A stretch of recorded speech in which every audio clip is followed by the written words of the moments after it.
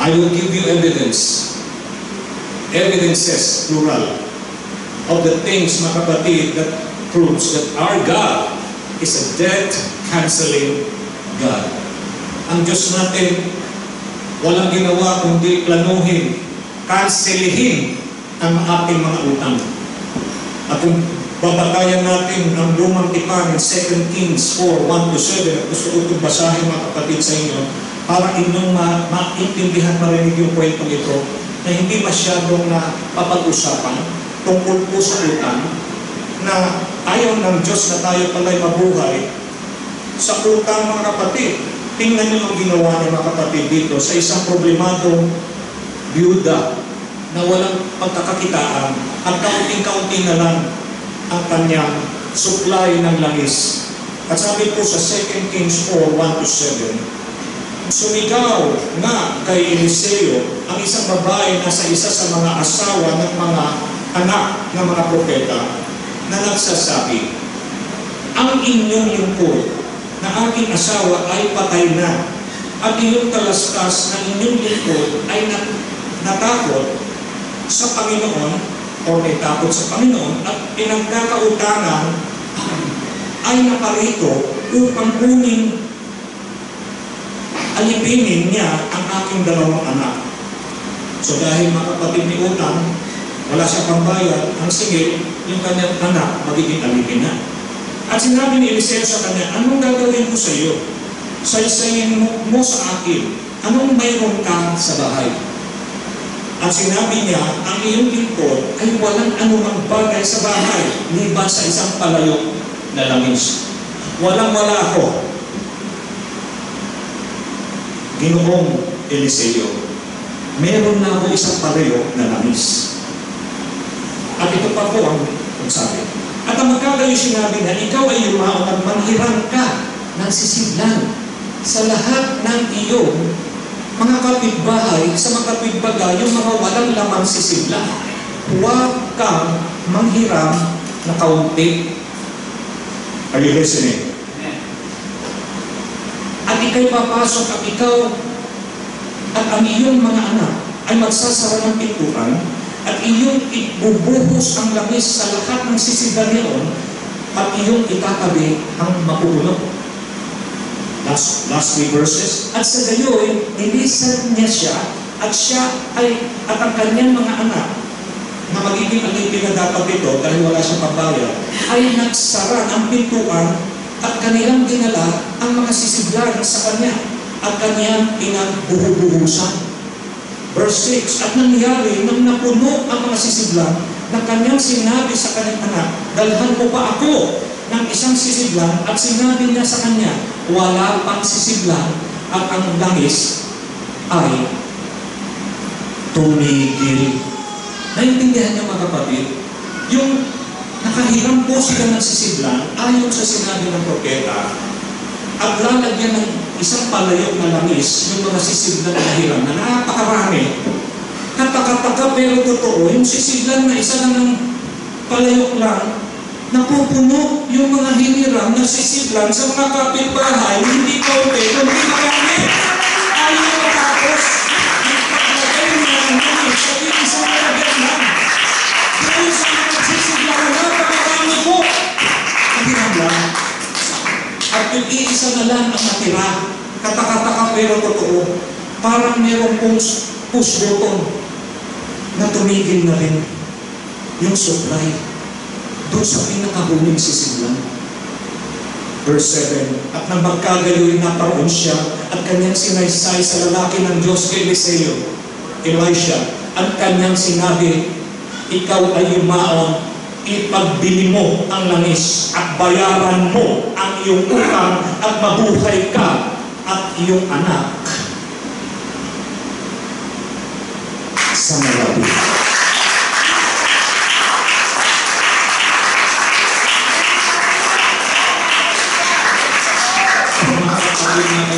God is a God that cancels debts.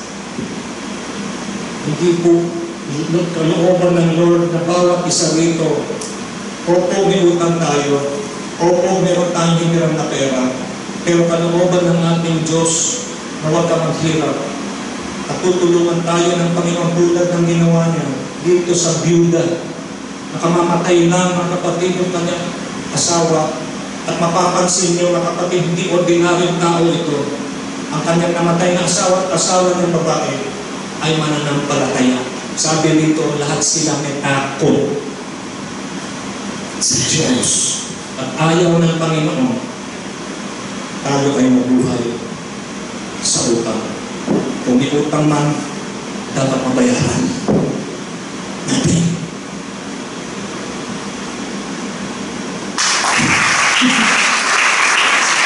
Doon tayo sa ikalawang bakit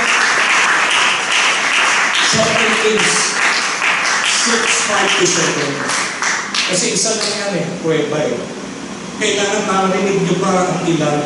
Ang sabi sa Biblia, a 3-cord rope is a strong, matibay na tali na 30 kulupot na tali. Kesa sa isa lang na hibla. Tama?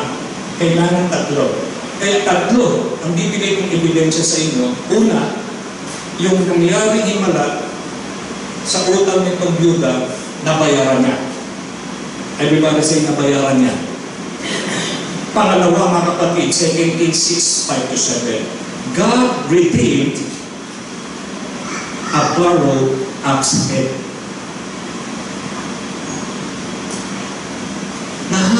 Hinanap ng Diyos ang isang ulo ng palakol.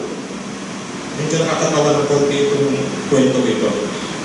Sa isang ilog mga kapatid, na kung saan doon tumilakol. Na, alam niyo ba mga kapatid, minsan yung lalo na sa gumagawa ng mga cabinet or muebles, minsan yung ano ba tawag ko? Yung hammer. Tama yung hammer sa Tagalog. Yung martilyo. Di ba minsan pag malawag na yung ulo nun, pag ganun mo, lumilipad. Dito, palakol. Ang problema, hiram lang yung palakol. Nung pag muestrang gano'n, at papaluin niya na yung troso, lumipad.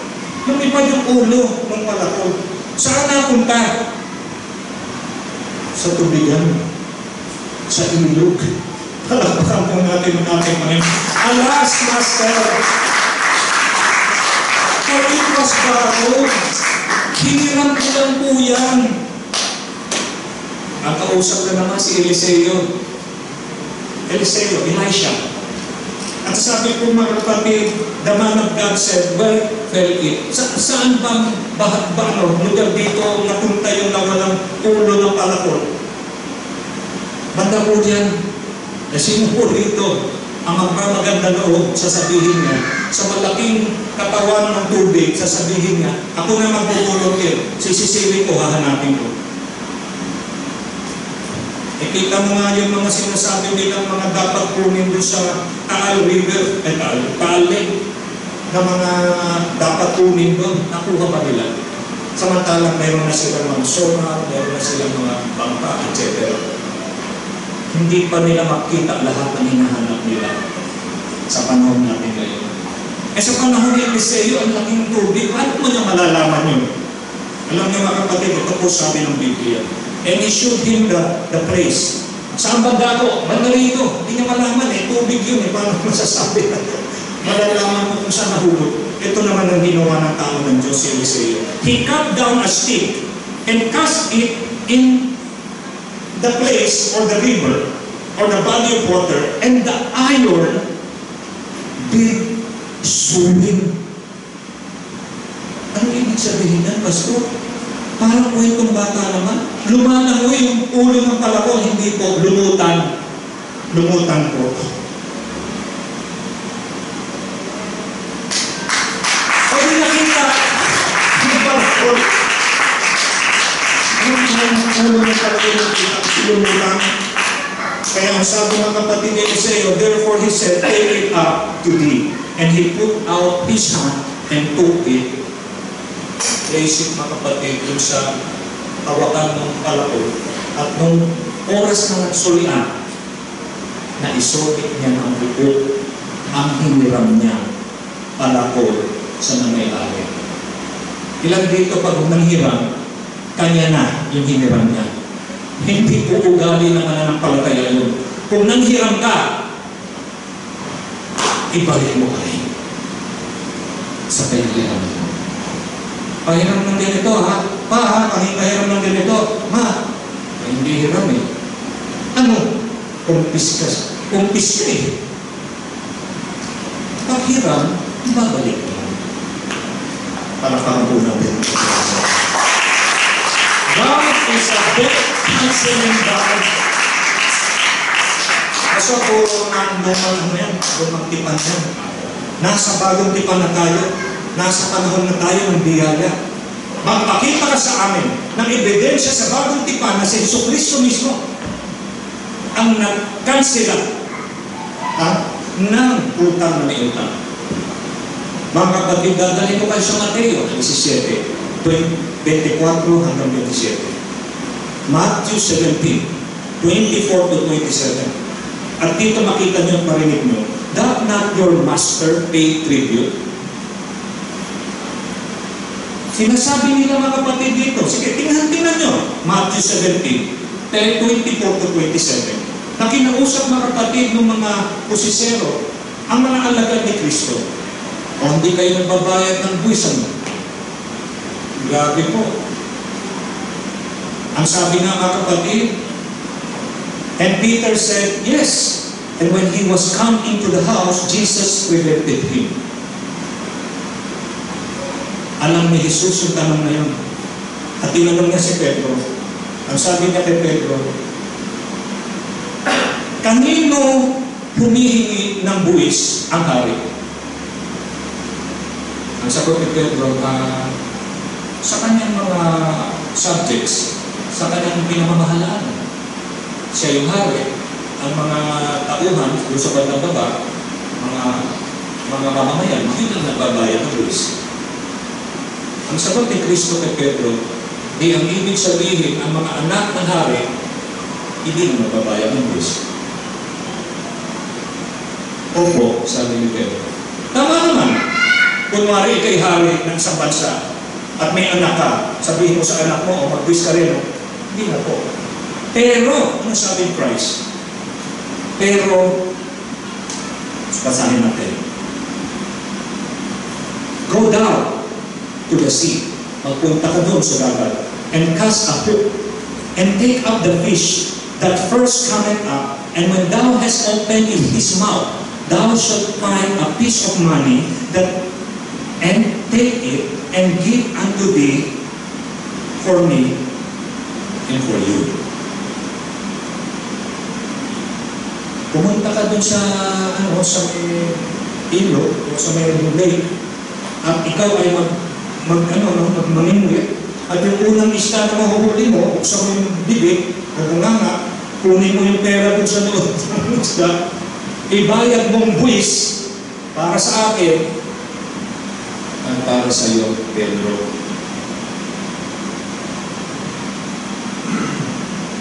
Tapos na usapan. Bakit tayo pumalakpak? Diba? Bakit na hindi dapat magbayad si Jesus? Kasi hindi lang siya hari. Anak din siya ng hari, di ba? He's not just King of Kings, but he's also the Son of God. Anak siya ng hari. Pero sabi niya, dahil kailangan tayo magbayad ng utang ng buwis, magbayad ka, Pedro. Pero dito mo kunin ha, kung sa isda, himala. Kung kailangan ng himala na mangyari para mabayad ka ng utang, eh ginawa na po noong unang panahon ng Diyos. Kaya meron na may utang dito, kung matakot na bayad, yun po ay katuruan fiskal.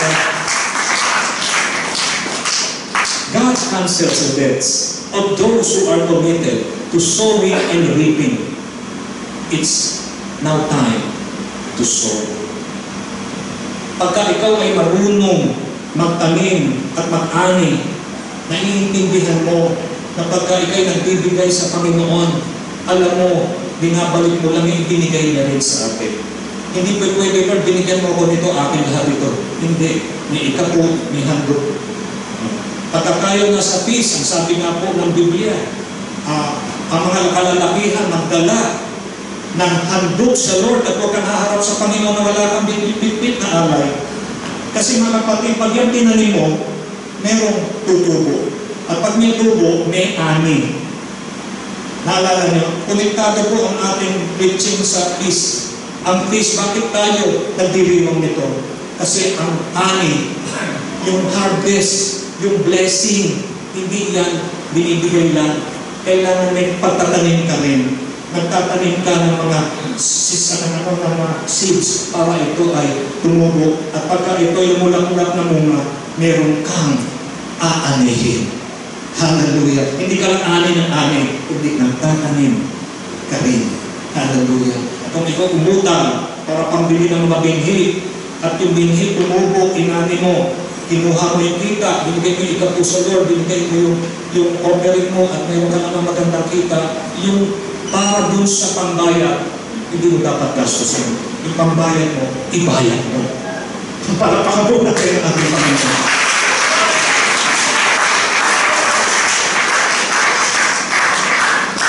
Pero Panginoon, paano ako maniniwala doon naman sa mga ibang mga tao na nakikinig pero hindi talaga sold out? Maraming ganyan.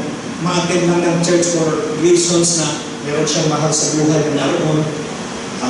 Meron na ako na-obserbahan mga kapatid na kasama mga kapatid pero parang ayaw niya maging nandoon sa lugar na yun. Meron na naman ako napansin na gano'n mga kapatid.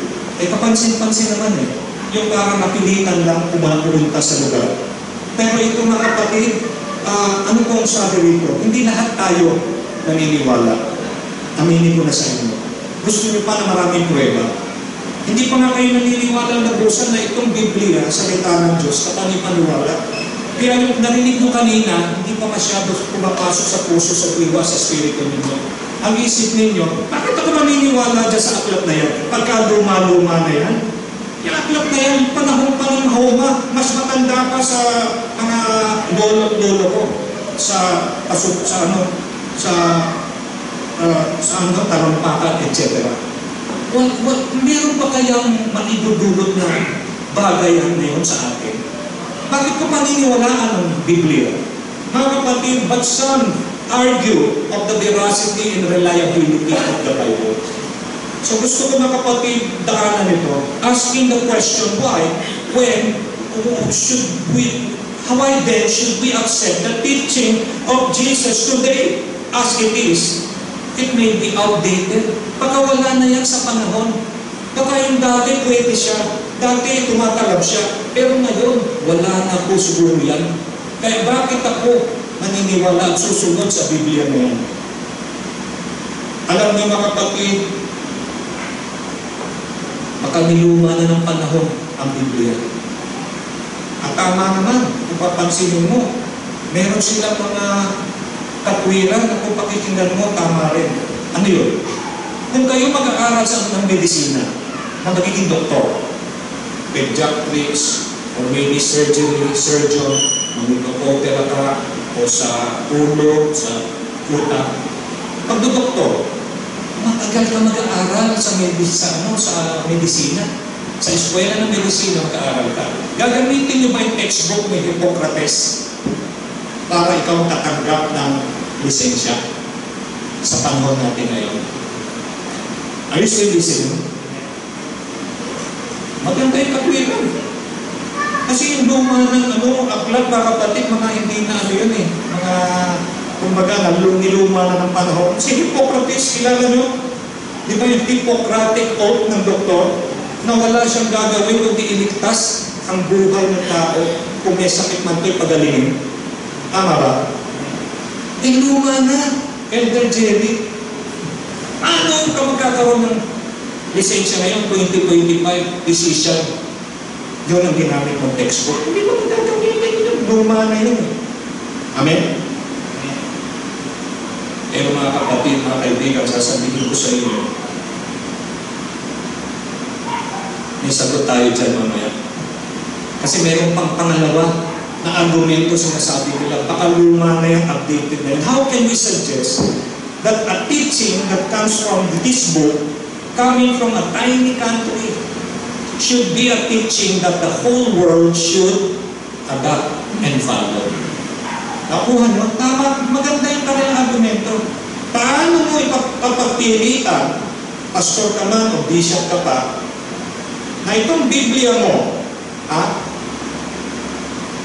magagamit pa sa panahon ngayon, at ipinanggalingan niya, maliit na bansa. Gagamitin mo yan, ang kakaturuan na yan sa maliit na bansa, at gagamitin sa malalaking bansa ng Europa, Amerika, Africa, etc. Maliit na bansa na ng Israel. Palapakan po natin ang ito. Nakakita na ba kayo ng mapa? Kung nakailang kapiting yung Israel na maliit. Kaya katakataka man pero totoo, mamaya ko papaliwanag sa inyo. Ito yung tinatawag na small but terrible. Pero yun po ang dahilan nila. Ang sabi nila mga kapatid, Israel was a small country inhabited by Jews who were a political failure. At talagang babasahin mo, di ba, yung mga bad kings, sumasamba sila sa Diyos-Diyos. Hindi sila sumasamba kay God. Sa nag-iisang Diyos, hindi. Sila na dapat nakilala sa Panginoon kung sari-sari, mga Diyos-Diyosan, yung mga gawain ng pagano, ginagawa nila. They are a failure. Paano mo sasabihin yung mga kabiguan nila, magiging blessing sa atin ngayon, mga kapatid? Hindi ba gaya maliit nilang lugar, na nakubkob ng Assyria, Babylon, Persia, Greece, at Rome? Ang dami na pong bansa na talagang tumalo sa kanila. At ito, sasabihin mo, aklat nila na ang Biblia, ang siyang gagamitin mo para yung bansa lumago at pagpalain. At ikatatlo, how then can a teaching from this book given to the world like that have any relevance to all for us today? Ang ibig sabihin, napapanahon pa ba yan? Nalipasan na siya ng panahon dati, ngayon, may kaugnayan pa ba sa buhay natin ang salita na gagawin dito? How then can you teach this if it is not relevant today? May kaugnayan pa ba ang puro na nakaraan sa sitwasyon natin ngayon? Ay, Pastor, AI na tayo. Pag ako gumawa ng report ngayon, hindi ako gumawa ng report ngayon. Ikaw ba na talaga gumawa? Ako gumawa, pero may tulong yung AI. Kaya parang ako na yung marunong. Kahit hindi naman talaga. Ano yan? Copy-paste. Ayun pala AI na pala Bakit kailangan pa ang Bible? Sagutin natin. Palakpak muna sa Panginoon. Unang-una, while external circumstances have changed, the undergirding principles remain. Bagamat iba ang panahon, pero kahit na iba't iba ang panahon, pare-pareho pa rin na prinsipyo noong lumang panahon ang umaabot sa panahon natin ngayon. Example, alam niyo po yung pyramids of Egypt? Pyramid, yung triangle. Ginawa yan sa Egypt. Nakatayo pa ba hanggang ngayon? Kayo mga engineer, makinig po kayo. Alam niyo yung sinasabi ko. May undergirding principle behind something external, though different, but the same principle. Parthenon of Greece. How about Canterbury Cathedral of England? And the Empire State Building in the US. Ano ba yung Empire State Building na yan, Pastor? Sa panahon namin, meron po palabas na King Kong King Kong. Yung King Kong na yun, umakyat sa building. Yun, inakyat niya. Yung Empire State Building. Anong ibig mo sabihin, Pastor, sa sinasabi mo ngayon? While external appearance of this building are different, the laws of architecture which govern this structure is the same. Pareho po yung prinsipyong sinunod nila. Kasi kung hindi nila sinunod ang parehong presensya, parehong prinsipyo, wala na po mananatiling nakatindi na building na nabanggit ko kanina. Sumunod sila sa pamantayan o prinsipyo ng paggawa ng mga struktura na mananatiling nakatindi. Kahit na lumindot, umulan, lumagyo, nakatindi.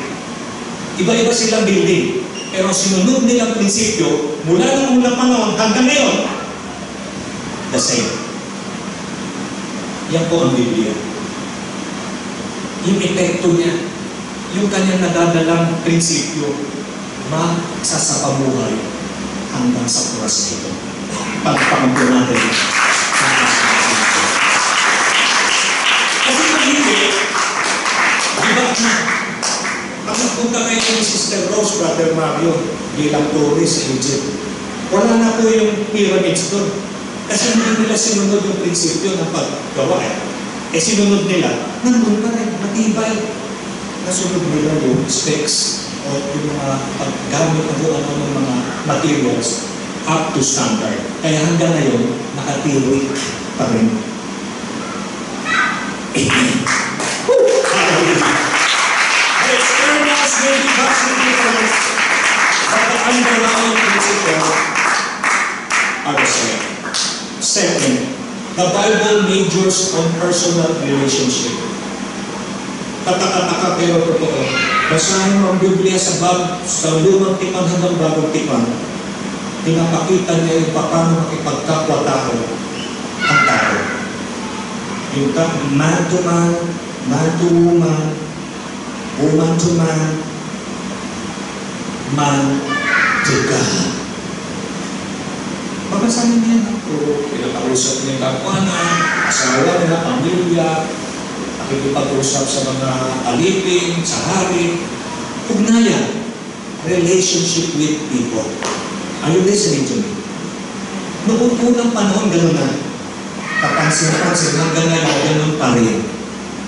No man is an island. Kung hindi mo ma-isolate ang sarili mo, kasi mayroon talagang kapwa na kailangan may kaugnayan ka.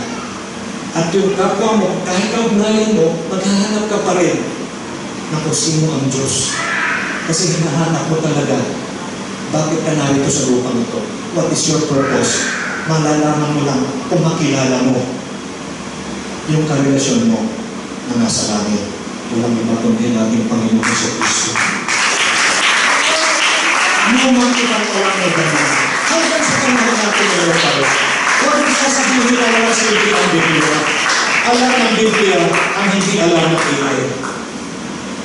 Pagdating ng AI, mga kapatid, sinubukan ko po yun. Ang sabi ko, ilang Diyos meron? Isa. Ano pangalan? Tatlo kasi, Father, Son, Holy Spirit, ganito, ganyan. Kung saan saka pinakaligoy-ligoy ka, ang sabi ko sa kanya, alam mo ang pinaririnig mo sa akin, yung gumawa sa'yo. Trinitarian yung gumawa sa'yo. Hindi balance. Kung ikaw AI, sabi mo neutral ka, wala kang religion, wala kang faith. Dapat apostolic, yung natuturo ng iisang Diyos, nasabi mo rin. Alam niyo sagot ng AI, tama po kayo. Hindi ko na ihayag sa inyo yung isa pang paniniwala sa Diyos na tunay na iisa. Hindi tatlong persona. Hindi. Hindi ko sabi sa inyo.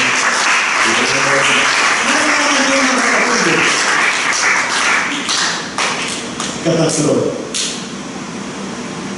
Bago tayo punta sa katatlo, meron pa para magandang pwede sabihin dito. The essentials of love, loyalty, forgiveness and service are in a community matters which can only be found and exercised in a place of community. Amen. Sabi, pangatlo, the existence of Israel as a nation proved the Bible's relevancy. Ang Israel po, at tandaan nyo, hindi pa po bansa lang noong unang panahon. Kumbaga, mapansa sila pero hindi sila katulad natin na Philippines na yung UN, may pagkakakilanlan, mga Pilipino, kanilang yung lupang hinirang, peso ang pera nila, meron tayong identity. Pero Israel, wala po. Pero bago po nagkaroon ng Israel na opisyal, May 14, 1948, kabirthday ko pa po, nasusulat na po sa Biblia na magkakaroon ng Israel na bansa. Paano mo masasabi kung ang Biblia ay hindi na po dapat naniwalaan? Paano niya na hula na wala pa ng bansa na itatatag, na may bansang itatatag? At totoo, may natatag na bansa na Israel.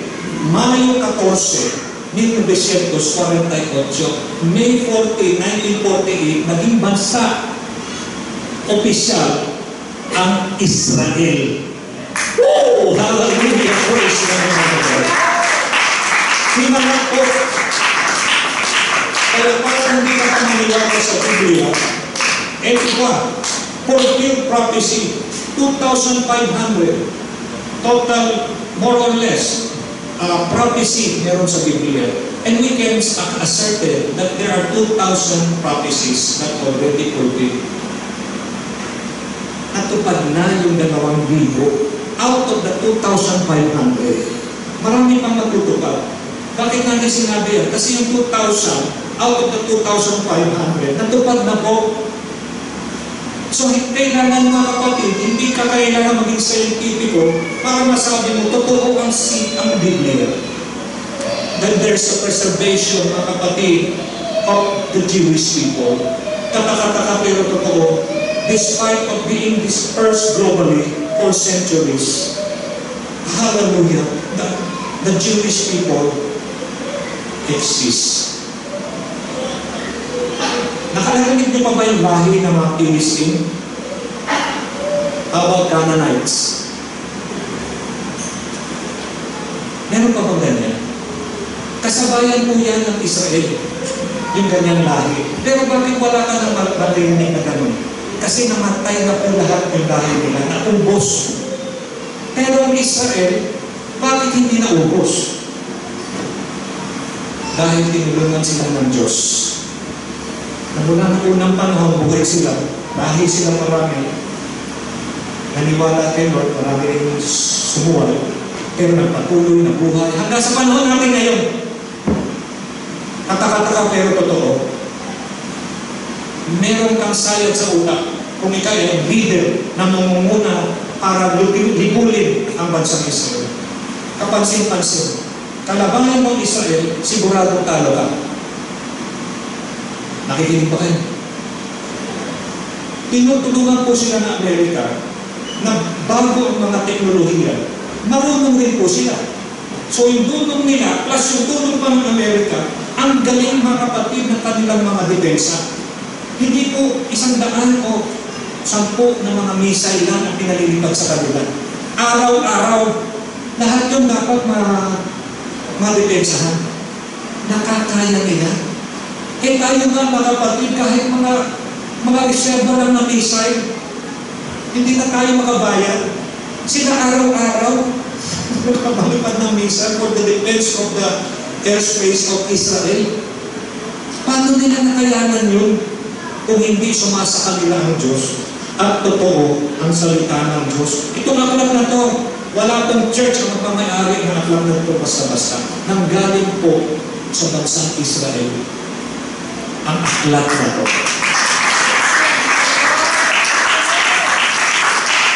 So, meron po na nagmamatayo, ang sabi nila, ay hindi na nila sinunod sa tabernakel. Batas ka rin. Hindi nila naiintindihan ng Feast of Tabernacle.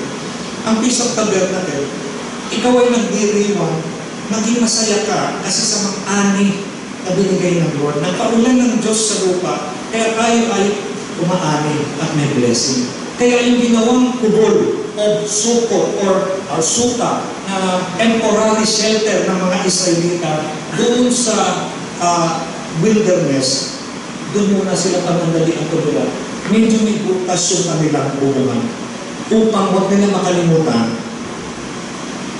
yung pagtingin sa langit na kaya sila buhay, kaya sila malakas pa rin, may Diyos na nagbubuhay sa kanila, nagpapakain sa kanila, nagpapainom sa kanila, at pinapahiraman lahat sila ng buhay sa lupang ito. Kaya may suko. Si Kristo ay matindi. Ikaw ang kita natin.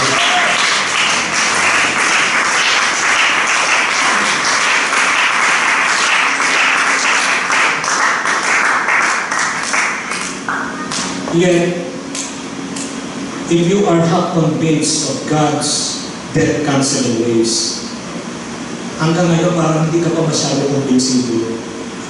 Pakinggan mo yung pinakahuli kong dahilan. Ito po hindi na material ang pinag-usapan dito. Yung utang na ito, mga kapatid, hindi po basta utang. Ang sabi po dito, may utang tayo sa Diyos. At kahit gusto mong bayaran siya dahil may utang tayo sa Diyos, hindi natin kaya siya bayaran. Ano man ang gawin natin, mga kapatid, wala tayong lahat magagawa.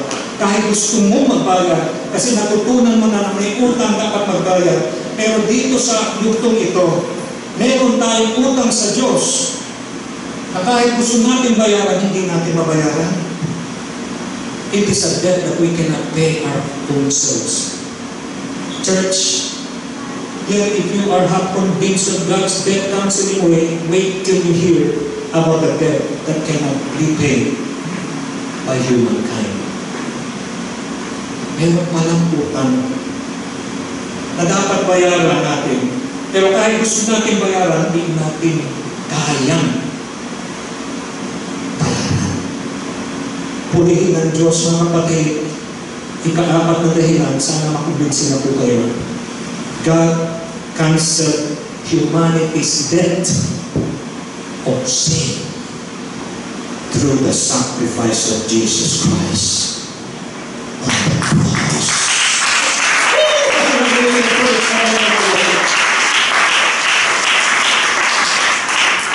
Wala naman pag-usapan kung bumagay o kung sino naman kailangan sa ganyan.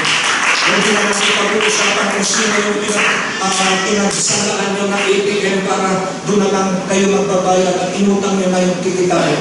Ilan po ang ganyan. At sa Asia po, mga kapatid, ang Pilipino po, ang pinaka-masyadong exposed sa utang. Alam niyo ba po yan? Alam po ng mga credit card company na masyado pong nagagasgas yung credit card ng mga Pilipino. Ang laki ng utang raw natin as a country. That is, it reflects poor choice in purchasing. Baka may makabagong cellphone, bibili ka na kasi makabago. Kailangan mo ba yan? Opo. Hindi ka ba makabili ng mas mura? Pero maganda rin. Medyo 1/3 lang ng presyo. Hindi, kasi lahat sa office namin ganito eh. Mababayaran mo ba? Hindi makasagot. Ito sagot. Puhulog na naman po eh. Pwede mabayaran mo pa rin. Pinahaba mo lang. Kalapakan mo natin.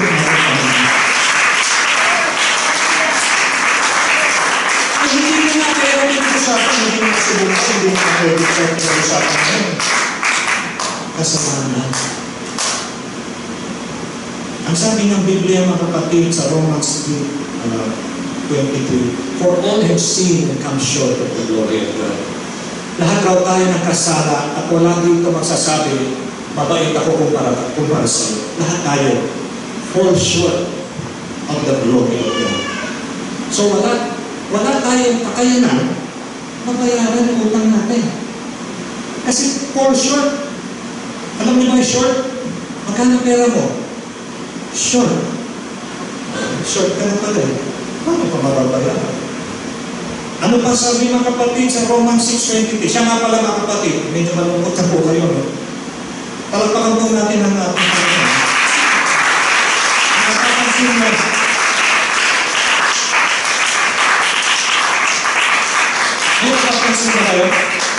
Bukod sa baso po yung seating arrangement natin.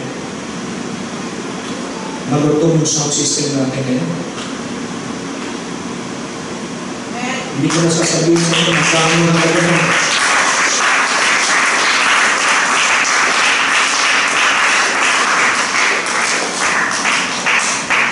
Saan tayo nagama? Dati yung tambol natin, ano ba yan? Yung Rambangan Shell, yung tambol natin. Grabe po yung ating dating church kung sa sa Padre sa P. Gomez, mga kapatid. Pwede sumilig yung tao sa labas kasi tapos meron pang tinapal doon na tarpaulin na mga kapatid ng mabibigahan mo ng French fries. Binaliktad mo lang sana pinakita pa yung special, mga kapatid. Sabi ko, balik ka rin doon. Meron tayong pamauhin gamit sa Australia dito. Makikita niya, akala niya franchise na tayo ng isang fast food. Napakasimple po ng simbahan natin dati. Sino po ang nagdala sa atin dito sa lugar na ito? Ang Diyos. Dati, ang sasakyan mo yung laruan lang. Ika, laro tayo, anak, Ngayon, mga kapatid, ang mamamayan siya. Brand new po, mga kapatid. Sa kaya galing yun? Kay Kabise, sa boss, sa BPO, galing yan sa Panginoon. Sabi ng Bible, do not forget who gives the power to acquire what God bless us. But these are all materials. Blessing, churches, staycation, etc. Cellphone na mamahalin, mga sounds na napakaganda, praise God. Hilipas yan. Pinag-usapan natin kasalanan. Kaya sabi po dito, Romans 6:23, for the wages of sin is death. Ang kabayaran sa kasalanan ay kamatayan. Pero ano kaloob ng Lord? But the gift of God is eternal life through Jesus Christ our Lord. Hallelujah, praise God. Ang Lord, utang natin. Siya ang nagbayad. Saka makikita mo, mga kapatid.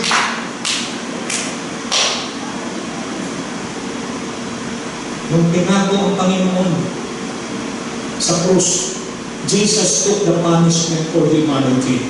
Sins effectively. Humanity sins effectively paying the debt we owed.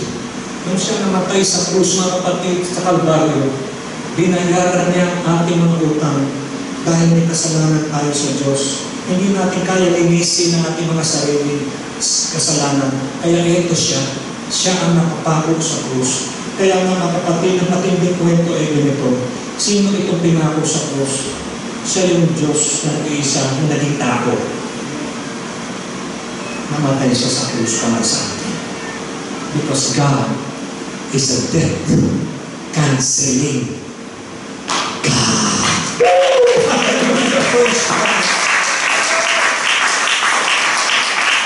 Hallelujah, Jesus. Mabuti ba ang Diyos, mga kapatid?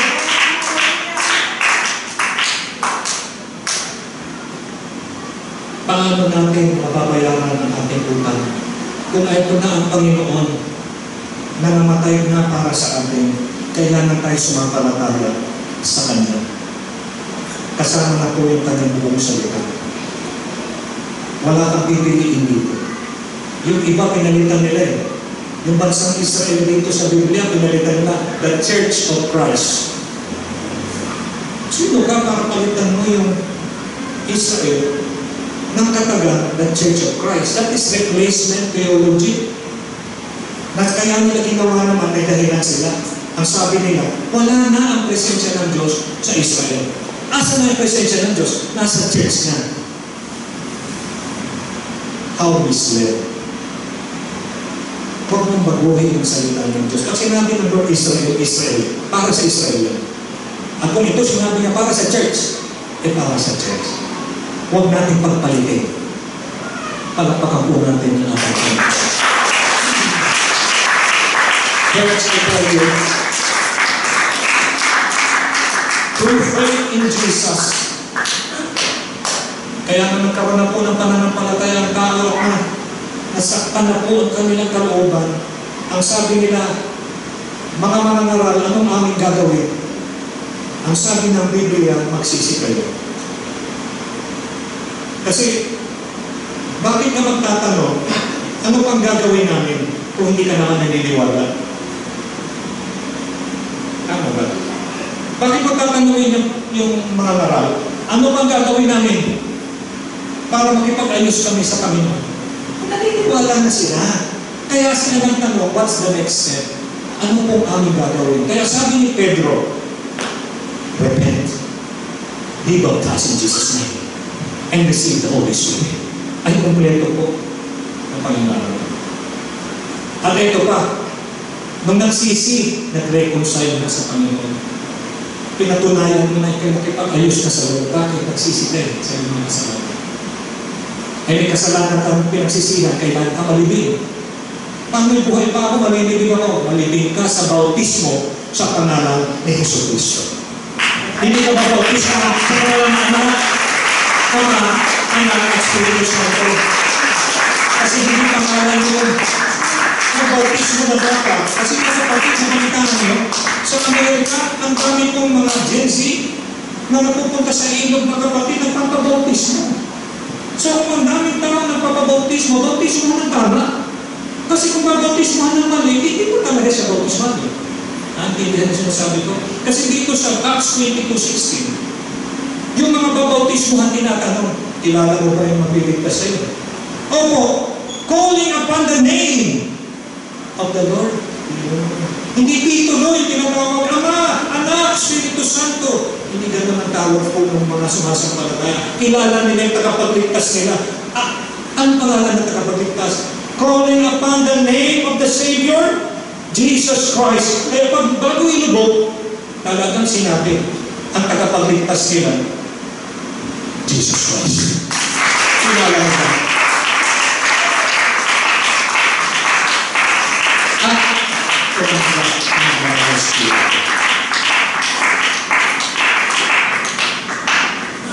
Kailangan po natin yan. Kaya mga kapatid, tama po sabi ng bishop natin. Kung ating po nasumpungan na ang ating Panginoon Jesucristo, hindi natin mapigilan ito na sarilinin. Ipamahagi natin. Paalam natin sa lahat. Para hindi at tayo makinatan. Sila rin maalam. Malaman nila na ang Diyos ayaw mabatbat at malubog ang tao sa utang. At inuna ayusin ng Diyos, hindi yung bulsa mo o bulsa natin. Inuna niya ayusin yung kasalanan natin. Pinakita na yan. At kung inayos niya yung utang natin na hindi natin kaya bayaran, kaya mga utang pa na material, kaya na natin bayaran, hindi ba tayo tutulungan? Yung ginawa na dati, gagawin niya pa rin ngayon. Jesus is the same yesterday, today, and forever. Nag-cancel siya ng utang dati, magka-cancel pa rin siya ng utang ngayon. Kaya naman niya, ibig sa lahat kasalanan niya.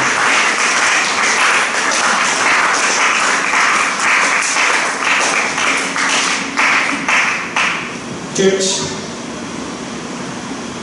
people can receive forgiveness and salvation, and their debt of sin is cancelled. Sabihin mo sa iyong katabi, kanselado ang utang natin. Kasi kayo nagsisi, nagpabautismo kami sa pangalan ni Jesus at ikaw, napustos mo ng Panginoon Espiritu, nabubuhay ka ng mga. Cancel na po ang kasalanan. E paano yung material? Dami kong utang, nagpakuha akong bahay. Dami kong utang sa magulang ko. Mukhang responsible ako dito, pero lahat ng pera mo galing sa magulang ko. Di ba dapat kung responsible ka, ikaw talaga dapat? Kailangan matuto ka na. Kasi ayaw ng Diyos, puro utang ka. God is a debt-canceling God. Amen. Paano yung inutang namin na bahay? Ganito ganyan. Mababayaran niyo po yan. Ito kotse namin, bagong-bago. Mababayaran niyo po yan. Kailangan lang magsumika. Magsumika.